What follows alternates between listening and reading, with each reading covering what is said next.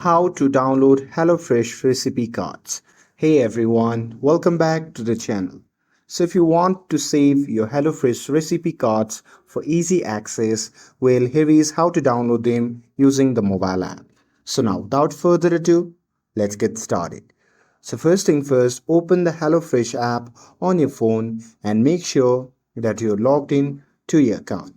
And now here, once you're inside the app, you can just tap on My Menu or Recipes to see your meal selection. And after that, you simply have to choose the recipe card that you want to download.